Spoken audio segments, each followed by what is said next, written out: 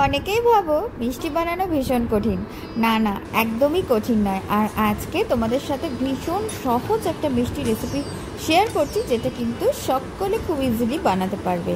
তাই চলো, কিচেন টেলসের সকলকে স্বাগত জানিয়ে আজকে তোমাদের সাথে এই কলা পাতায় ভাজা মিষ্টি রেসিপি শেয়ার করছি। উৎসব অনুষ্ঠানের দিনে ইজিলি বানিয়ে নিতে পারবে, আর তার জন্য চ্যানেলটাকে সাবস্ক্রাইব করে পাশে থাকার অনুরোধ রইল।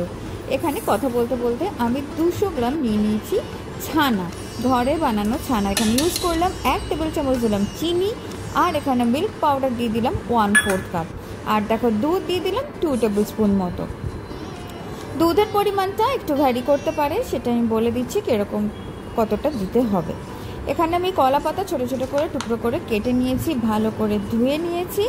এইবার এটাকে দেখো এরকমভাবে আমি খামের মতো বানাচ্ছি, এনভেলপ খাম বা লিফাফা যেটাই বলো সেরকমভাবে বানাচ্ছি। আর তার জন্য চারিদিকটা দেখো মুড়ে দিয়ে টুথপিক দিয়ে ভালো করে সিল করে দিচ্ছি। আর এর ভেতরে যেহেতু মিষ্টিটা হবে, তাই যাতে সাইড থেকে বেরিয়ে না যায়, তাই জন্য কিন্তু এই সাইডটা এইভাবে ভালো করে সিল করে দিতে হবে। সব কটা খাম কিন্তু দেখো আমার তৈরি করা হয়ে গেল। শর্ট ভিডিও হিসেবে এটা আমি নববর্ষের আগে দিয়েছিলাম, তাই তোমাদেরকে বড় ভিডিও করে ডিটেইলি শেয়ার করে দিচ্ছি। এবার এখানে আমি গরম জল ফুটতে দিয়েছিলাম, সেটার মধ্যে এটা জাস্ট এরকম 10 থেকে 20 সেকেন্ড করে এক এক পিচ একটু ভাপিয়ে নিচ্ছি, যাতে করে এটা একটু সফট হয়, কলাপাতার ফ্লেভারটা পুরোপুরি রিলিজ করে। এইবার একটা ছাঁকনির ওপরে রেখে এভাবে এটাকে জলটা ঝরিয়ে দেবো, যাতে খামের ভেতরে কোনো জল না থাকে, সেটা খেয়াল করতে হবে। এবার এদিকে দেখো মিক্সার গ্রাইন্ডার চাই যে পেস্টটা বানিয়েছিলাম সেটা কিন্তু রেডি হয়ে গেছে। আর থিকনেসটা দেখতে পাচ্ছ তো, খুব বেশি কিন্তু পাতলা হবে না, তাহলে কিন্তু বেরিয়ে আসবে সাইড থেকে। তো সেটা মনে রেখে দুধের পরিমাণটা তোমরা অ্যাডজাস্ট করে নিও। এখানে আমি দিয়ে দিলাম বেশ কয়েকটা, মোটামুটি 6-7টা খেজুর, 2-3টে চেরি, সব কটা ফাইন চপ করে নিয়েছি। কিছু ড্রাই ফ্রুটস নাটসও দিলাম, মানে কাজু দিয়ে দিলাম, আর একটু বাদামও আমি এর মধ্যে কুচি করে দিয়ে দিয়েছিলাম। এতে করে এটা ভীষণই ভালো হয় খেতে। আর কতটা কম চিনি দিয়েছিলাম, মাত্র 1 টেবিল চামচ আমি চিনি অ্যাড করেছিলাম।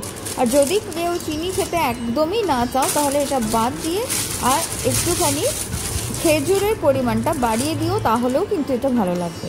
এইবার একটা পাইপিং ব্যাগে আমি ভরে নিচ্ছি, আর এটা পাইপ করে নিচ্ছি, এতে করে এটা সহজে করা যাবে। পাইপিং ব্যাগ যদি না থাকে, সেক্ষেত্রে দুধের প্যাকেট দিয়ে তোমরা এই কাজটা করতে পারো। আর যদি সেগুলো কোনোটাই ইউজ করতে না চাও, চামচের সাহায্যে আস্তে আস্তে এই লিফাফা বা খামের মধ্যে ভরে ওপর থেকে আরেকখানা টুথপিক দিয়ে এইভাবে মুখটা সিল করে নিতে হবে। এতে করে মিষ্টিটা কিন্তু আর বেরিয়ে আসবে না।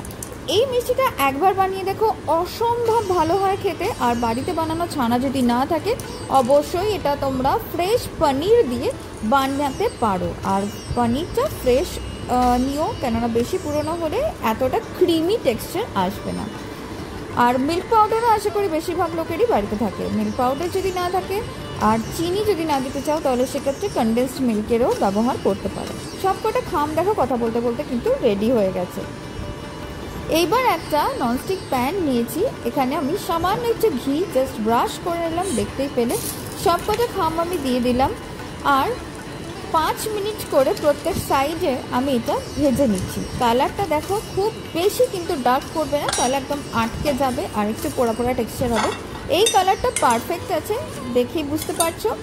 লো টু মিডিয়াম হিটে কিন্তু রান্নাটা হবে। পুরোপুরি ঠান্ডা করে নেওয়ার পর তবেই কিন্তু খামটা খুলবে।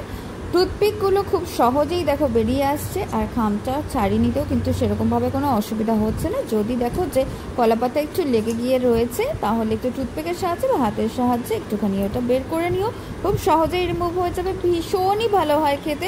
আমি এটাকে ফ্রিজে রেখে 1/2 ঘন্টার জন্য ঠান্ডা করে নিয়েছিলাম, তাতে কিন্তু মিষ্টিটা বেশ শক্ত হয়ে গেছে, আবার এতটাই ক্রিমি যে মুখে দিলে কিন্তু একদম মিলিয়ে যাবে। কলাপাতায় ভাজা সন্দেশ রেডি। ভালো লাগলে চ্যানেলটিকে সাবস্ক্রাইব করে দিই।